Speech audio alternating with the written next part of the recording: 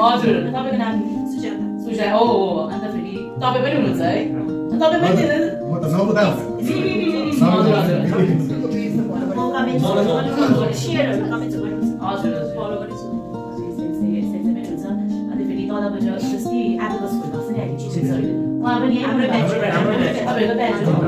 जितेन सर अन्त अर्को हो त्यति बेला नि चाल भएको बिटु सर हुनुहुँदो रहेछ नि हाम्रो बिटु सर उहाँले पनि धेरै करेक्टली सिकाउनुहुन्छ उहाँले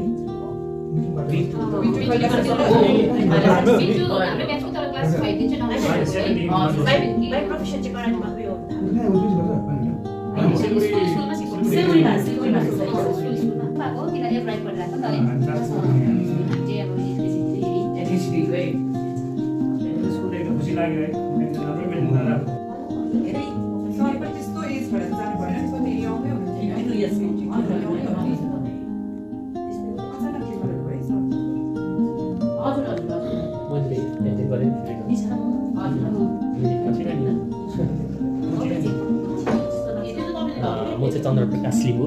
समाल यहीँनिर म चाहिँ यहीँ नेपाल समाल बुढो भएको चिन्नु न तिमीहरूले यङहरू चिन्छौ अझ टिचरलाई लाग्छ आउँदैछ अरे यो बाटो आउँछ नि त तपाईँहरूले पछि गएर भ्याउनुहुन्छ त्यो रियलाइज हुनु लागि एउटा एज चाहिँदो रहेछ कि पहिला चाहिँ हामी पनि यहाँ सर देख्दाखेरि टिममा सर देख्दाखेरि भारती मात्रै होइन we didn't realize उसको गाइडेन्स चाहिँ हाम्रो लाइफमा यति इम्पोर्टेन्स हुन्छ भनेर अहिले चाहिँ के सर हुनुभएको पनि हुन्थ्यो अब हामी त्यो टाइममा त पुरै लुकिन्थ्यौँ सरले फेरि पाइप बोकेर कालो पाइप बोकेर हुँदै यस्तो पछाडि है पछाडि त्यो सरको कालो पाइप बोकेर उहाँले भन्नु त्यो कालो पाइप चाहिँ इम्पोर्टेन्ट गाइडेन्सको लागि रहेछ नि त है गाइडेन्सको लागि कालो पाइप त्यो कालो पाइपले चाहिँ लाइफ चाहिँ वाइट बनाउँदो रहेछ it's very important by grace of God तपाईलाई एकदम खुसी लाग्यो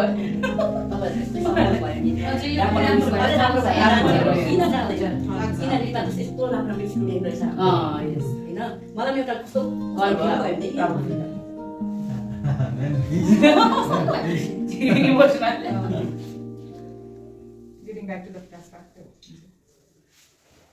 अब कतिवटा नदेखेको त मैले देख्नु भएको म त आई वाज नट देयर हो म त फेरि बादमा आएको आफ्टर ग्रेजुएसन कम्प्लिट भइरहेको रहेछ तपाईँसँग है तपाईँको सुनेर सेन्सेले पनि भन्नुभयो हो यस्तो यस्तो भएको छ कि हामी भुटानबाट चाहिँ तपाईँलाई नै भन्नुभएको होला भुटान सिक्किमबाट आउनु हुँदैछ कि निज भनेर हो सिक्किमबाट छिरिङ त चिन्नु हुन्छ होला सरसँगै बस्नु फेरि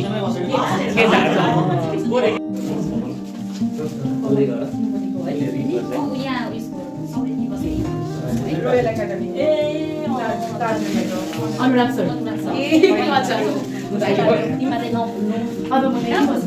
हामीले त्यही सम्झेर त हामी आज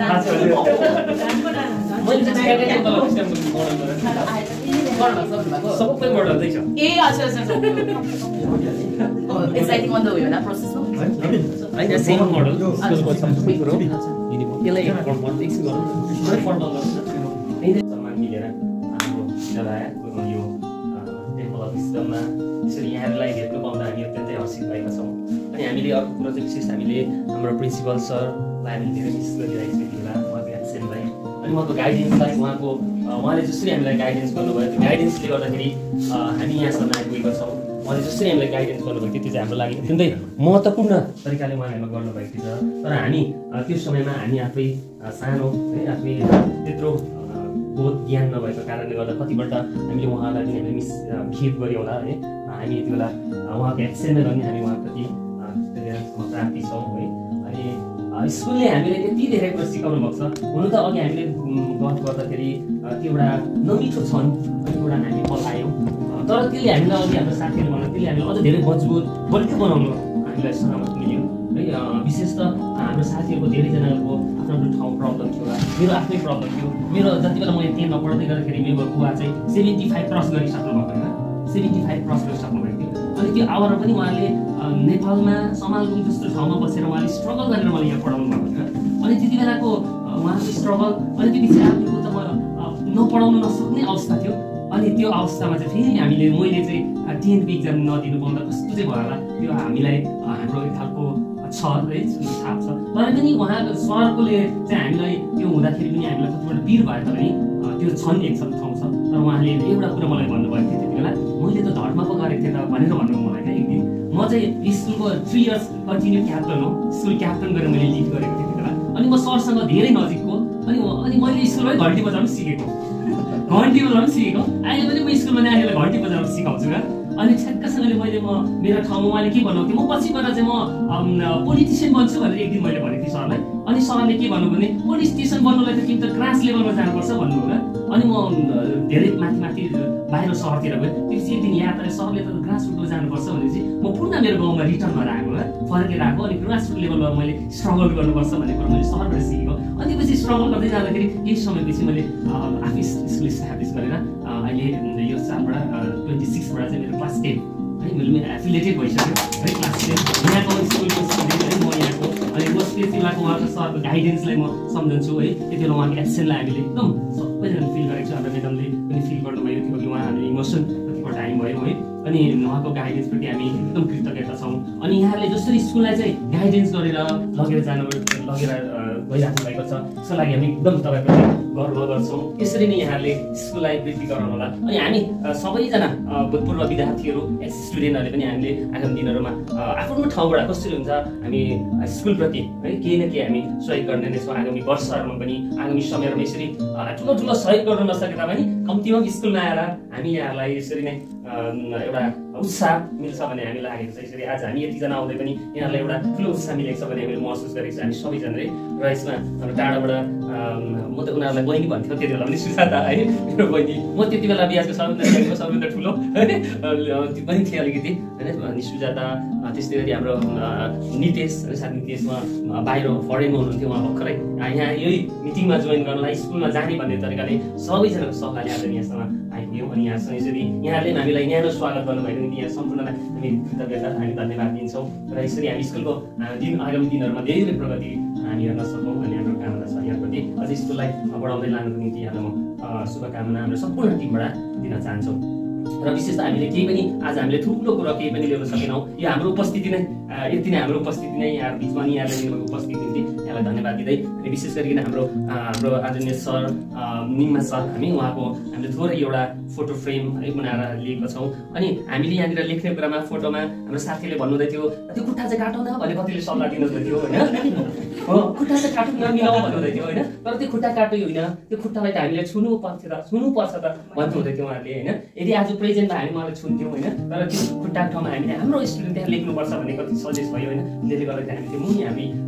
2002 र 3 को विद्यार्थीहरू हामी स्टुडेन्ट तर उहाँको सम्झनामा हामी फर्केर आएको छौँ फेरि पनि यहाँलाई हेर्नलाई यहाँको गाइडेन्सलाई सम्झेर हामी विद्यालयतर्फ आएका छौँ भनेर हामी एउटा फ्रेम फोटो बनाएका छौँ र यसमा लेखेको थोरै केही कोटेसनहरू लेखेको छ यसलाई वाचन गरेर म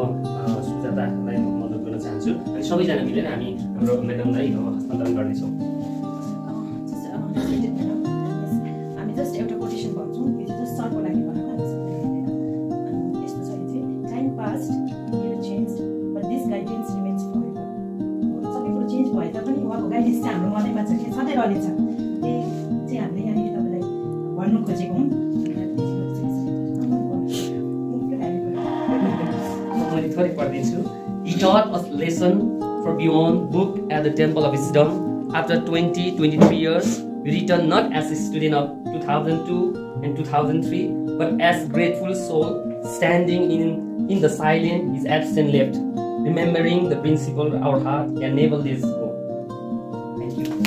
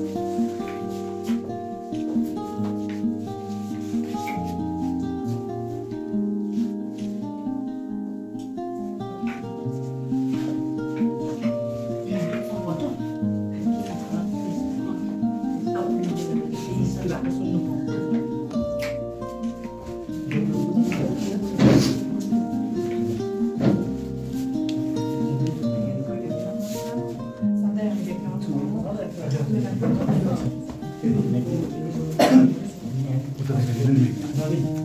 सक्यो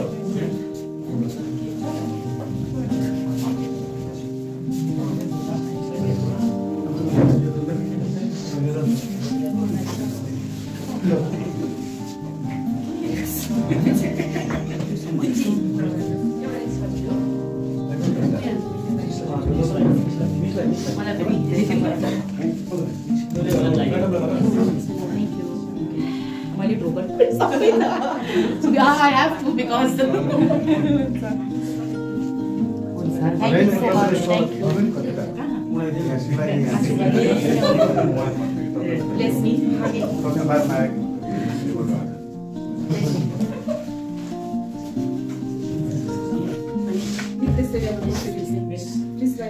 Oh, thank you. Thank you so much.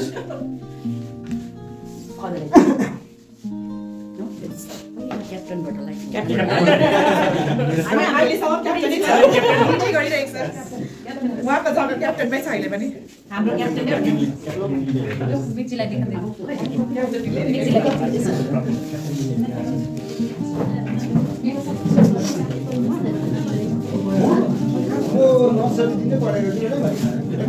नाम के हो? मेरो बसु थापा।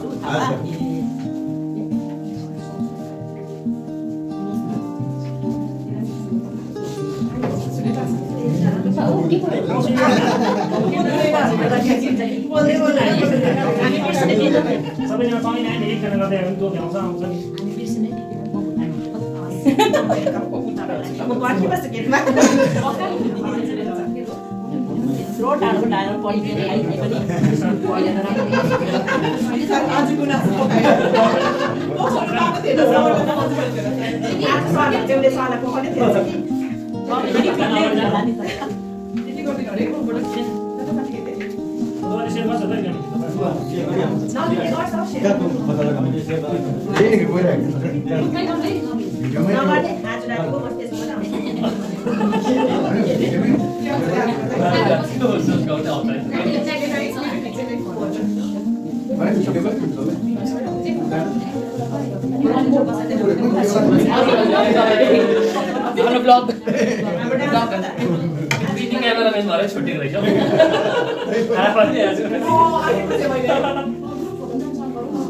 बाटोमा भेटेर बोलिहाल्ने खालकै छ त्यसले गर्दा अब उसबाट केही भुलचुक भयो भने नि तपाईँहरूले बहिनी सम्झेर माफ दिनु होइन कि यो गल्ती गर्दैछ यो गर्नु हुँदैन यो बाटो हिँड भनेर गाइडेन्स गर्ने तपाईँहरूको काम भयो मेरो चाहिँ त्यही भन्छु किनभने तपाईँहरू यसको माथिको दिदीहरू भयो नि त होइन अब दिदी नै भनौँ न तिमीहरू मेरो छोराछोरी भयो त्यहाँको दिदी भयो नि त होइन त्यसले गर्दा यसलाई गाइडेन्सको जरुरत पर्छ किनभने सानै केटी हो कतिमा अहिले अब बाटो भट्केला अनि बहिनी त्यो बाटो होइन यो बाटो हिँड तिमी त्यो बाटो हिँड्नु हुँदैन भनेर सम्झाउने चाहिँ अब सबै मैले तिमीहरूलाई जिम्मा अब त्यो चाहिँ मैले पनि सम्झिनँ है यो ब्याचकोले मेरो नानीलाई त हेल्प गर्नेछ मलाई आशा भयो भन्ने एउटा म ढुक्क नबस्नु सक्छु नि त हामी पिछडेको फ्यामिली नै अब अहिले पेट भएको हो है कतिवटा अब पिर मार्का पर्दै पर्दैछ नि त्यो सबलाई सँगले आएर हामी एकजुट भयौँ नि है त्यो हुनु सक्दैन जन्म भएर पनि जरुरतै छ